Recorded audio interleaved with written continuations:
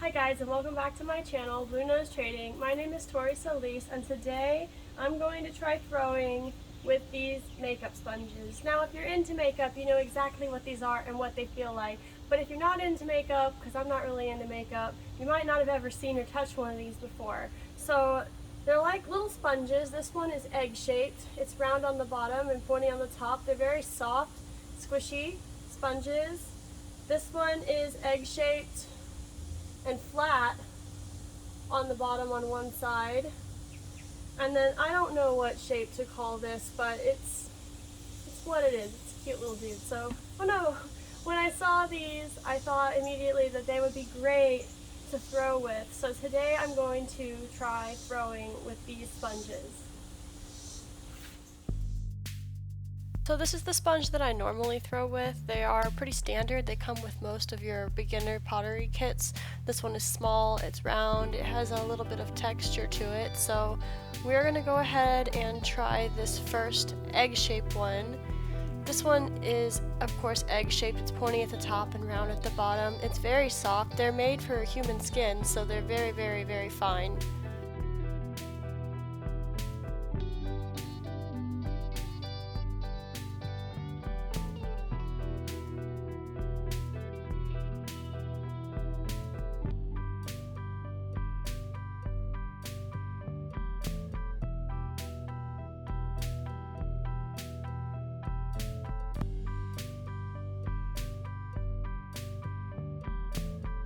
Now that I've got it centered, I'm going to go ahead and try and start to pull with it. I'm going to try it from the inside and now the outside. I'm definitely much more comfortable using it from the outside to pull. That's normally where I would put my sponge anyway. But it is good for smoothing a little bit on the inside. It's a very fine sponge and it's holding a lot of the clay. It's made for makeup, so that all checks out. Super absorbent, and it holds a lot of water and it holds a lot of clay, so that's either good or bad depending on what you're trying to do. It is really excellent for getting a nice smooth finish around the top and anywhere else where you would really like a smooth finish, so I would definitely chalk that up as one of the major pros to using this tool.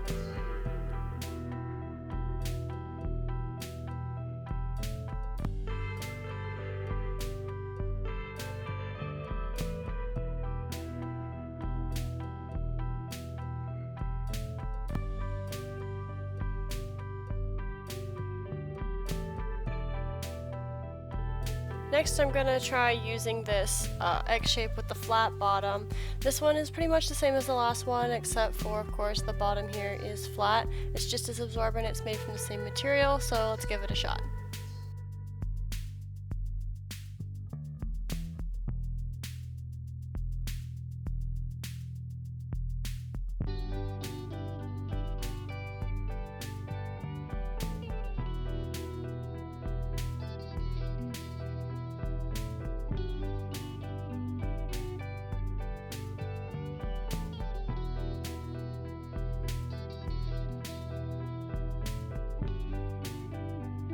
Again, now that I've got it centered, I'm going to go ahead and try pulling it from the outside and try pulling it from the inside.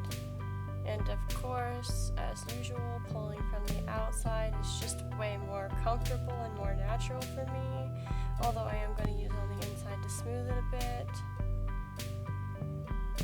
Smoothing is definitely a major trait here for these.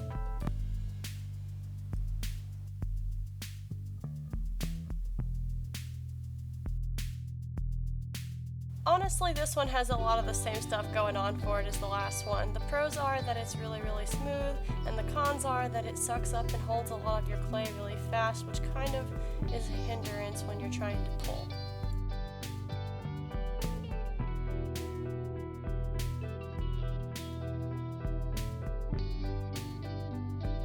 Alright, so now I'm going to use this weird curvy shape. I really think that this one is particularly going to be good for smoothing out edges because of this notch that it has in it. So let's go ahead and give it a shot.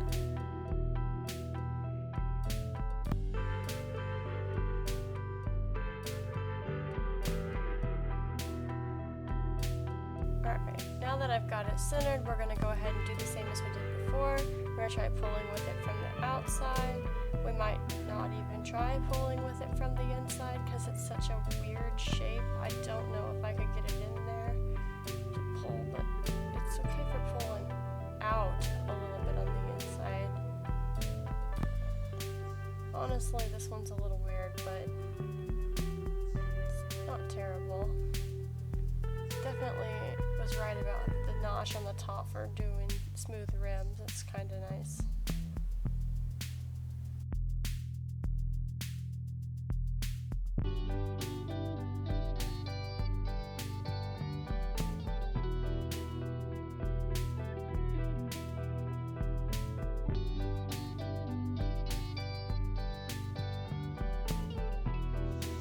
Well, that was a pretty cool experiment. I have to say that I still prefer the classic throwing sponge over any of these three, but I'm not saying that these don't have their purpose, and I also think that results may vary. I think it's going to depend a lot on how you throw and what clay body you're using. I was using a Laguna Speckled Buff, which is a really heavy grogged clay body, and I think that might be part of why I didn't enjoy using these as much.